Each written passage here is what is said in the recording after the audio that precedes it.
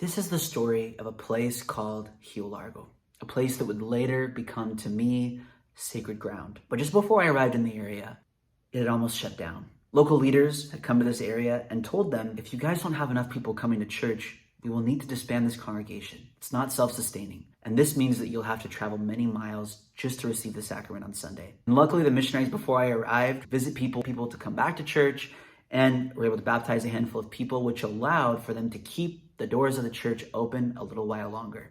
Once I arrived in the area, I was surprised by the magnitude of challenges that faced the small congregation. One was the terrain. This city was built on all of these really steep hills, which made it hard to get around. And our church was at the top of this hill, which was very unmotivating for people to climb the hill each week to come to church. And not only that, but within a few weeks of my arrival, our branch president, he had to leave. He had to move with his whole family, which left us with even less people to come in church and made us completely leaderless. But luckily, what we lacked in leadership, we made up for with youth who were just valiant in every sense of the word. I'll never forget the day I was at the bottom of this hill, knocking doors with a young man who had volunteered his time to come with me. But we look up and we see the silhouette of somebody who is mopping the church floor. And I said, "Who is that?" And he said, "That is, we'll call her Daniela. She comes and cleans the church every Saturday." This 15-year-old girl. But she saw other people complaining about how dirty the church was, and she said, "You know what? I'm not gonna wait for somebody else to solve this problem. I'm gonna come every Saturday and help clean this church." This was the dedication that each of these youth had in their own way. And I remember as soon as I heard this from my friend, even before I realized what I was doing, I was running up this hill. I burst in the door, totally out of breath, and I just say, "What can I do to help?" And over time, we were able to get more people to come with us to help clean this church. And it became this special time where we would dance, we would listen to music, and we had fun. We made cleaning the church fun. At the same time, we were able to create this continuous cycle of conversion by using this style of teaching that I'd learned in past areas. We would teach concisely in a powerful way, and each time we taught, we extended a bold invitation followed by an offer to help. As we did this, going out, helping others come unto Christ in this way, two things happened.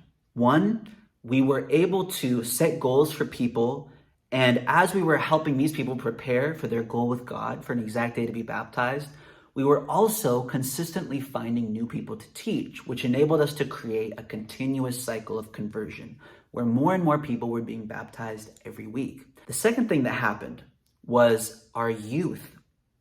As they went with us to teach these lessons, they were able to learn this quick style of teaching, which empowered them to share the gospel with their friends. And in this way, we had more and more people coming unto Christ into the church through these youth. But the real turning point that took us from a small, growing branch to an unstoppable force for good came through an unexpected challenge. Because this city was built on a series of hills, there were difficulty in getting water to different parts of the city. And this wasn't something we could plan for or prepare for. It's something that would happen in the most unexpected and opportune times. One of the times where we were not having water arrive at the church was just before a baptism.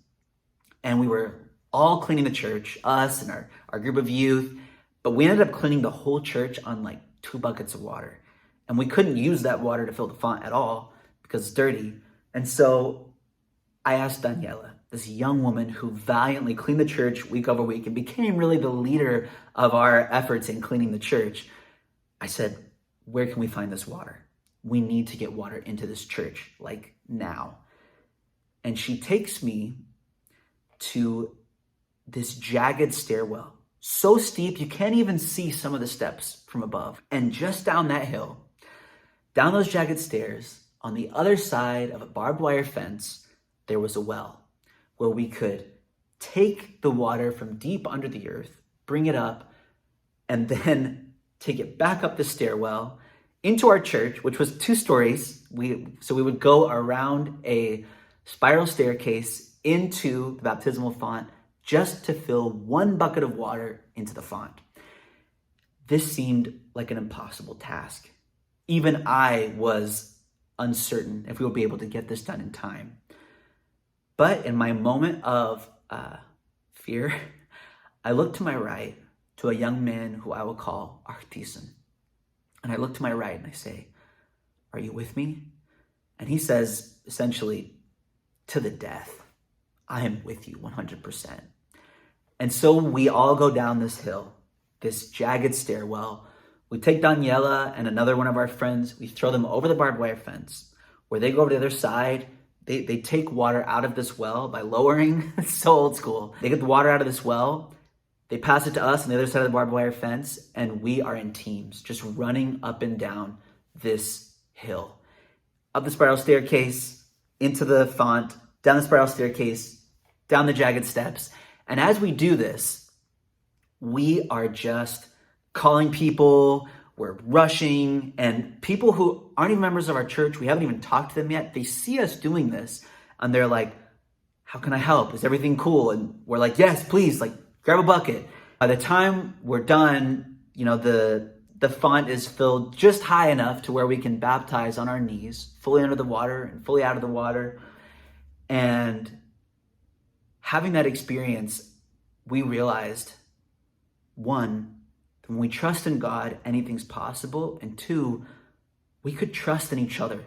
Together, we could get through anything. And just before I left the area, we brought someone back to church with his family who ended up becoming the new leader of the branch. So leadership was restored. Our community was thriving. And as I have kept in touch with these people, even today, I have seen how they have continued to grow, not only on a personal level, but as a community. And what was once just this small, struggling congregation meeting in this little house has become a thriving community of saints that meets in this beautiful chapel. From this experience that we have, I see a tremendous opportunity. I want to take the things that we learn together, because really what I've shared with you today is just essentially the tip of the iceberg.